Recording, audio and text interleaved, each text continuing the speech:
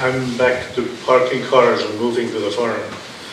About 45 years ago, a friend of mine in Vancouver, Leah Odendog, I think Yodi Schneider here knows her, she was a tenant of ARNE'S. And Arnie was also running parking lots in Vancouver at that time. And Ria one day wanted to buy a house, and she couldn't. She was a divorced lady with 2 children. No bank would give her a loan. She told Arnie that story over paying the rent, and he said, "I'll co-sign your mortgage."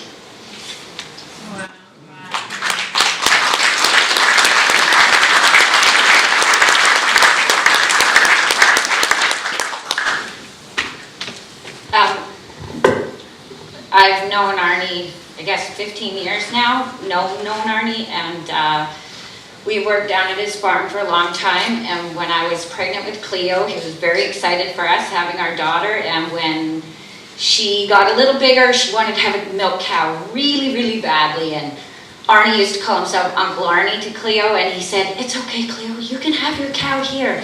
And so still Cleo's milk cow and the milk cow's babies live at Arnie's farm, and that's thank him very much for that and all he gave my family. He did a lot for my family, and he was family to me.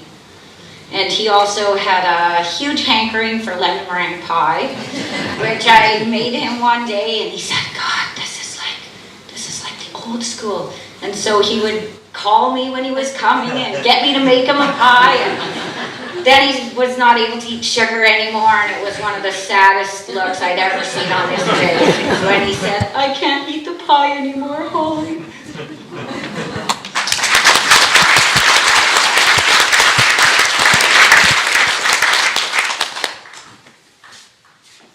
I'm going to invite you all back up here one more time. So if you have anything I understand, I see you coming, Terry, that's great, come on.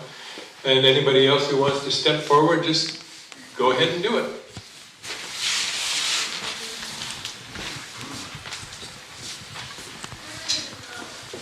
Two words that come to my mind.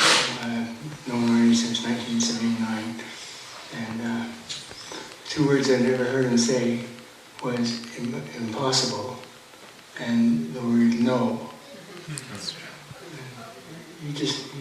He never said no to any of my requests that all the things that have had happen in my life, from taking my son. He helped people realize their dreams and their visions. Me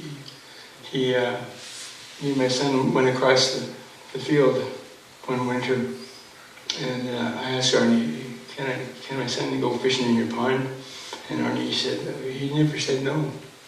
He never said no to anything that was brought before him. I never heard the word for all the things he let me park a 39 passenger bus behind the barn.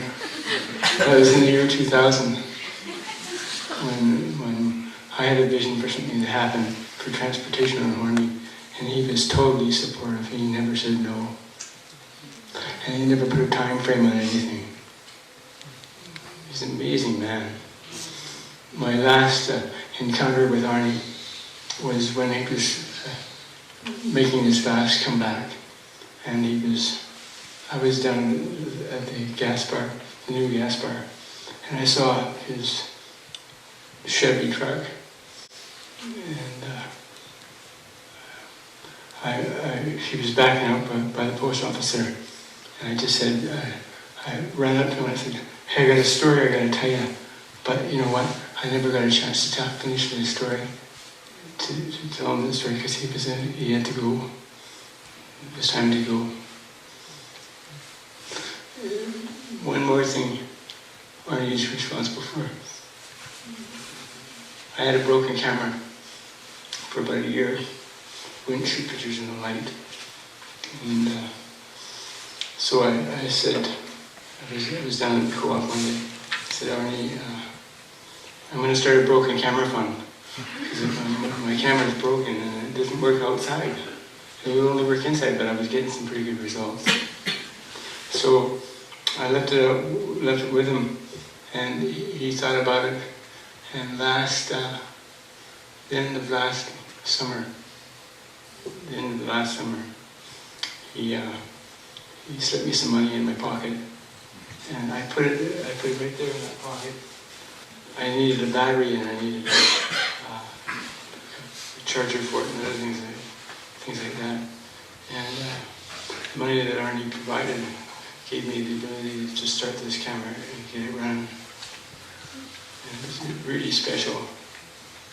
But I don't want to belabor it, but just to know that he was words